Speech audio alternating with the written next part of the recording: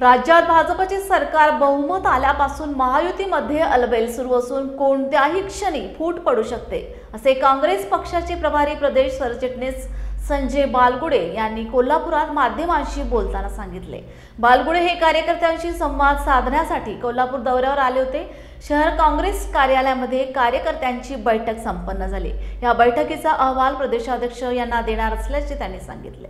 बालगुडे म्हणाले, महायुती सरकार सत्तेत आल्यापासून शिंदे गटांच्या अनेक मंत्र्यांच्या योजनांना मुख्यमंत्री देवेंद्र फडणवीस यांनी स्थगिती दिली आहे। त्यामुळे अनेक मंत्री नाराज असून ते फार काळ सत्तेत राहू शकत नाहीत, असे बालगुडे म्हणाले। पत्रकार परिषदेला शहराध्यक्ष सचिन चव्हाण, दुर्वास बापू कदम, कौतिक मुल्लानी उपस्थित होते।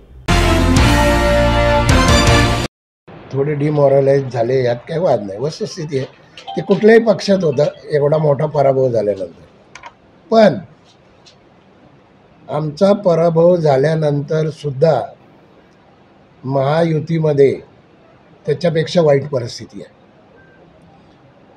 महायुतीमध्ये त्याच्यापेक्षा वाईट परिस्थिती आहे। अंतर्गत कुठल्याही क्षणाला काही होऊ शकतं। याचं उत्तम उदाहरण मी तुम्हाला देतो। काल PMRDचा विकास आराखडा जो एकनाथ शिंदेंच्या काळात तयार झाला, एकनाथ शिंदेंच्या काळात मान्य झाला, ज्याच्यामध्ये अजित पवार गटाचे सुद्धा सभासद होते ते करताना, तो राज्याच्या मुख्यमंत्र्यांनी PMRDचा विकास आराखडा रद्द केला आहे। फार मोठी गोष्ट आहे यार, हे सोपं नाही आहे। हा फार मोठा धक्का आहे त्यांना। कोस्टल रोडला पैसे मागितले होते, बजेट 700 का 800 कोटी रुपये ठाण्यामध्ये, त्याला मुख्यमंत्र्यांनी स्थगिती दिली। परिवहन मंत्र्याच्या ST खरेदीला मुख्यमंत्र्यांनी स्थगिती दिली।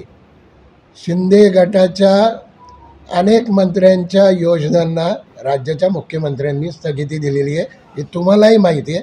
त्यामुळं महायुतीमध्ये परिस्थिती अत्यंत भयानक आहे।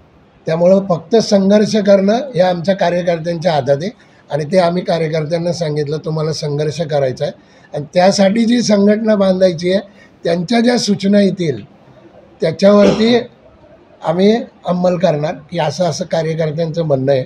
हा अहवाल आम्ही प्रदेश काँग्रेसला देणार आणि त्याच्यावर प्रदेश काँग्रेस निर्णय घेणार।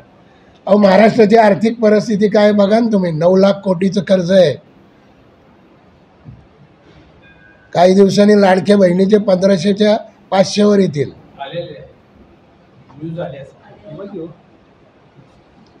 तर हेच आम्ही कार्यकर्त्यांना सांगतोय। तुम्ही जे म्हणता ना चार्ज कसं केलं, तर हेच कार्यकर्त्यांना सांगतोय की गडबड नक्की होईल। तुम्ही तग धरा, आपल्या हातात लढणं आहे।